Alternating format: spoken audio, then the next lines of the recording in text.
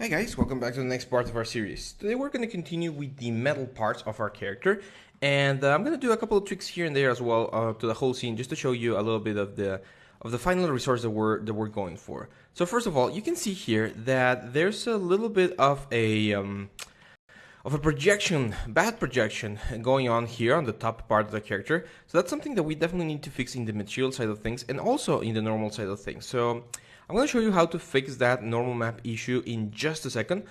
Before that, I want to show you how to do the metals. So let's jump into the metals. Now I'm going to start focusing on this crosses right here, because this crosses right here actually have a little bit more detail that we weren't able to capture. See this? We got this little nice lines going in and out. So we can add a little bit of extra detail to the crosses. Some of these lines that go in, just the general detailing, right? And it's actually very easy to do so right here in the normal map. So here's what I'm gonna do. I'm gonna add one fill layer here. I'm gonna get rid of the color, roughness, metalness, and normal. I'm just gonna leave the hide map open, and I'm gonna give it a negative value right there. Then I'm gonna add a black mask, and what's gonna happen now is if I draw here, I'm actually gonna be carving on the metal. So what can we do? We can just run right here into the basic card brush, make this smaller. I'm gonna turn on my symmetry plane, which if it's properly calibrated should be right there. And I'm gonna start adding the little details that we're missing. So let me move this to the side here. And what I want to add is a little bit more definition here on this area right there. Now, as you can see there, this is slightly too big. This is 1 pixel.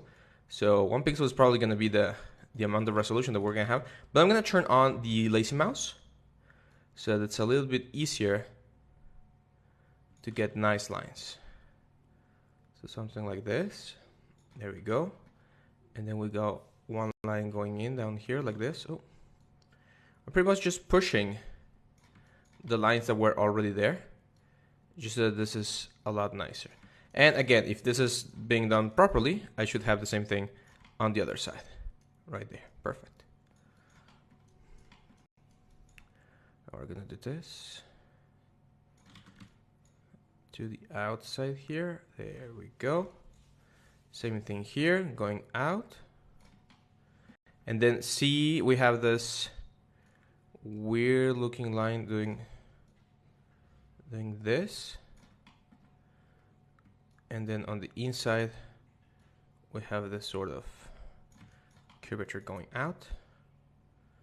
So it's this going in and this curvature going out. There we go. Actually, we don't have that. The line goes from here out there, from here out here. There we go. And finally from here down here. Now I do see a sort of loop going on the outside of this thing, so it does kind of like this thing to give it a little bit more volume. See that? That looks cool. Same thing over here. There we go. Smaller on this side because it's we have so few polygons. We should be able to do it like that. And right here, I think that one went a little bit wonky, so let's fix it. There we go.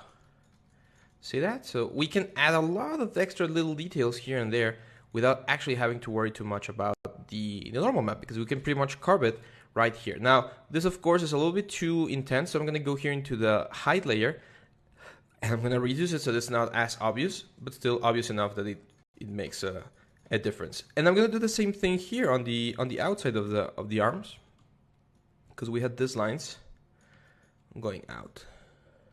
They kind of, from what I can see in the reference, they kind of fan out. So I have like one middle line here,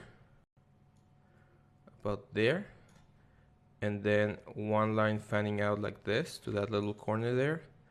One other line fanning out there, and then two more lines fanning out.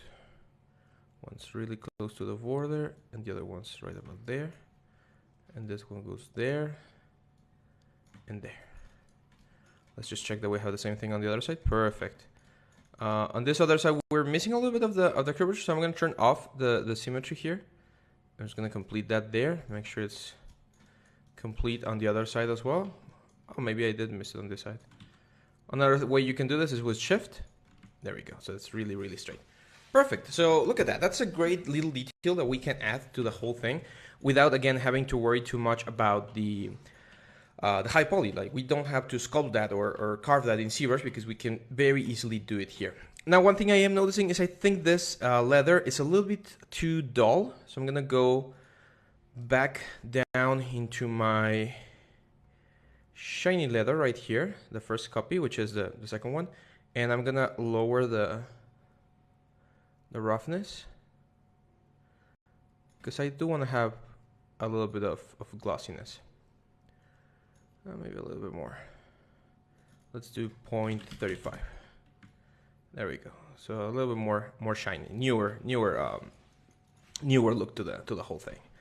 And yeah, so one thing that you're gonna see is that leather works really well when we have the little details of the wrinkles and everything. And if I go into my texture set settings, I'm gonna change this to 4K real quick just to see how the definition is looking at the final resolution that we're gonna be working. And I want to know if the resolution of the element is actually on the proper position, which it should be close. Let's take a look here. If not, what I'm going to do is I'm going to use the same height trick to give it a little bit more definition. So see, it's there. We have it. It's there. It looks cool. I think the fibers are a little bit too big yet, so I'm going to go here into layers, and for this one, let me see if by doing this slightly higher, so like 20. Yeah, that's better. I think that's a more normal size for the leather wrinkles. Cool. So let's go back to 2K.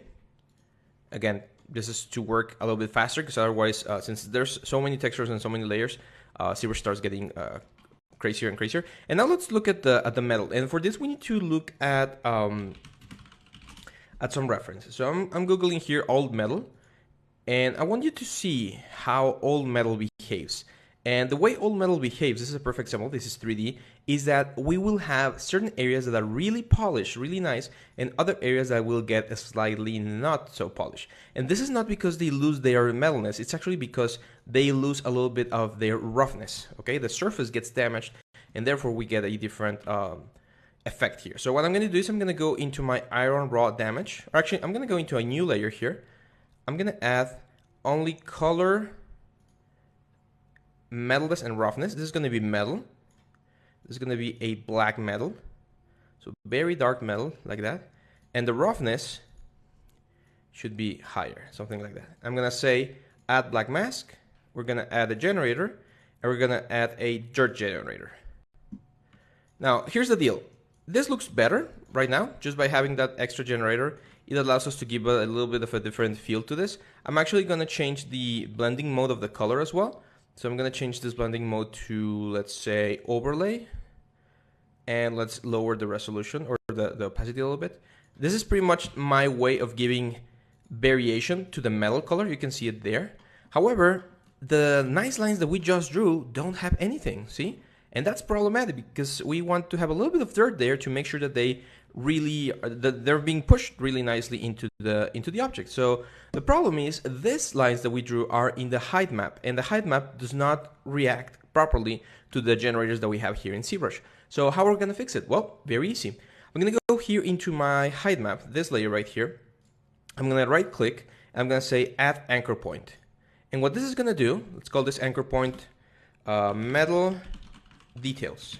It's a way for Substance Painter to know that it needs to use this information, this height information, as part of the normal map to make the generators work.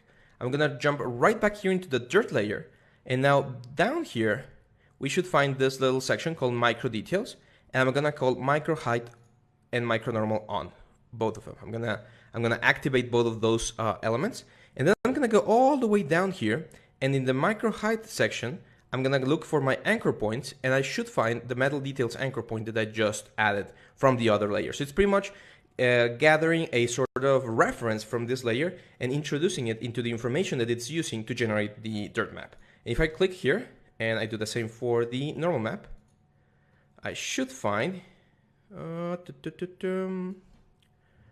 Where is it? Did I miss something? That should do it. Let me check real quick. So technically that should do it. Unless we need to do it here on the mask. That's not the mask, it's supposed to be this one. So I'm probably missing something here. Let's change this height and height. Or normal and normal. Ah, that's really weird. Okay, let's go back here. So this is height. That's good. Let's go back to the... I think actually we need to do the anchor point for the mask. So I'm going to select this mask here, call anchor point, and let's call this metal layer mask.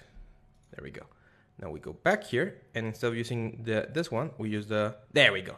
We're using the layer mask, because we were using the other one, the dirt, and what was happening there, it was doing the inverse, or it was grabbing this layer, which is totally empty, so it didn't find anything.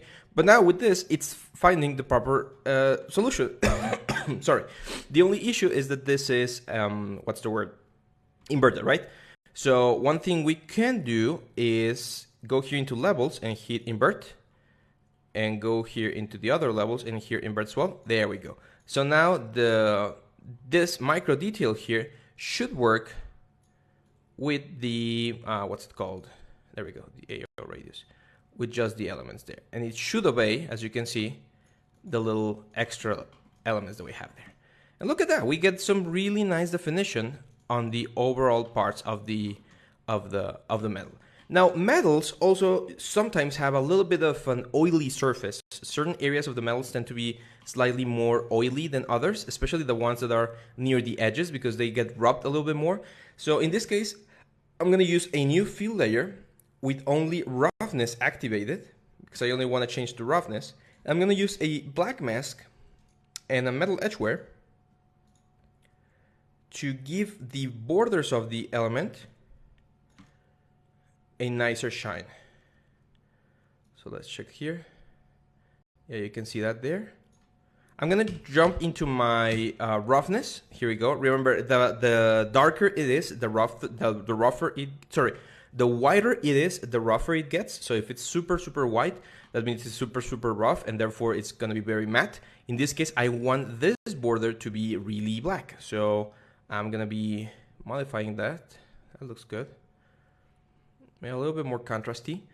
And now I'm going to use the same trick that we did before. I'm going to use a fill layer, and let's use a grunge noise, like grunge clouds or grunge dirt scratch. That's fine. Let's definitely make this bigger. You can see that the noise is really small. So let's make this noise slightly bigger. Change the balance. There we go. And now we're going to multiply this against the other mask, and what we should get, as you can see, it's a very splotchy looking roughness map, and that's going to translate into a nice looking reflection here on the element. Now I'm definitely going to go here into the roughness map, and I can either make this super sharp and nice. Look at that, that looks really cool, right? So we're going to have some very bright spots on the elements and other darker spots, and that, I think that really makes the whole thing shine. Maybe not that much, a little bit less. Something like that. But again, if we check this, look at that variation that we have in the roughness map. That's exactly what we're looking for, and we're getting it pretty much anywhere that we have a metal little thing there. Now, I do think that this got slightly darker, and I'm not sure if it's because of the dirt layer or because of something else. See that little dark line there that we have? I'm not sure where it's coming from. Is it the cloth? It's not the cloth. Did I keep the... All right, I was thinking if we kept the... what's it called? The ambient occlusion one that we did before, but no, it's not. So then what's happening there, and it's something unfortunate for us, but it's part of the process. When we're using the PBR metallic roughness technique, which is exactly the one we're using, and we do an object that has both a metallic and a non-metallic surface, the area where they change from metallic to non-metallic usually gets that dark spot. Hopefully we'll be able to blend that in a little bit better once we hit the final detailing of the elements, but I think we're in a good position now. So yeah, this is good.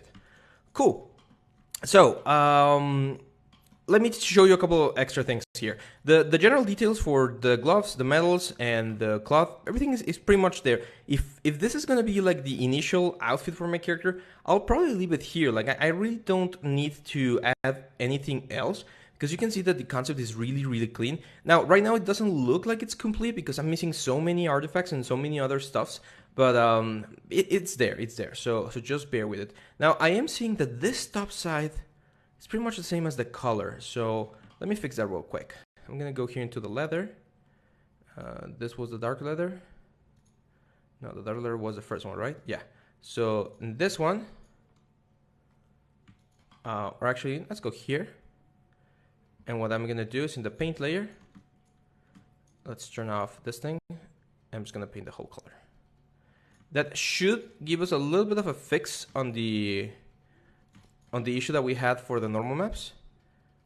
But I'm gonna be doing that fix in the next video, so don't worry. Okay, so there's a couple of nicks and knacks that we need to figure out before we keep moving forward. But before I close this video, let me show you one extra thing here. So as you know, we have an ambient or an image that we use to create our character, right here. Let me get rid of the blur. So right now we're in like the middle of a field, and this is a good image if you wanna see how your character is gonna look like on the in game, if it was like exploring the wilds or something. But to be honest, when you were texturing, it's not the best use of the environment because it could potentially contaminate the scene and make us see colors that are not actually there. Imagine if we were using, for instance, this cave entrance.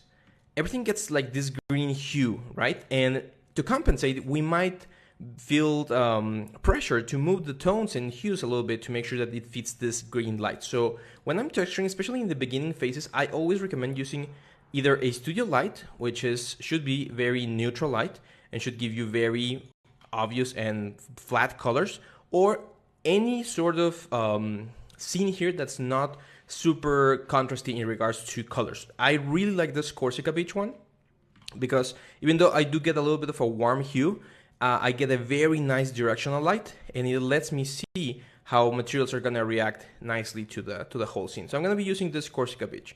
Now, I don't recommend using opacity because it can get a little bit confusing. Exposure, don't mess with it either. Sometimes they're a little bit overexposed, but I try to keep it on the balance element there. Rotation is something that we're gonna be changing. Shadows, we really don't need shadows. They make the thing very slow, even if it's in lightweight. Some people like to have them on because it gives a more realistic look to the whole thing. I personally don't like working with shadows, but again, if you feel like it helps you, go for it. And a couple of other things. Well, we already changed the camera. Here, post effects. Please do not, especially for this series, I'd recommend not to use post effects because post effects really change the way things look. For instance, I can change the whole saturation here. Either get it higher or lower. I can change the contrast, I can change the brightness. Like I can do so many changes, and this messes up quite a bit the way we see colors, and it might get you completely different results from what you're expecting or looking for. So just be aware, do not use post effects. Anyway guys, this is it for this video. In the next one, I'm gonna show you how to fix this normal map issues, because those little marks there are definitely gonna be problematic, and we need to solve them to keep moving forward. So hang on tight, and I'll see you back on the next video. Bye bye.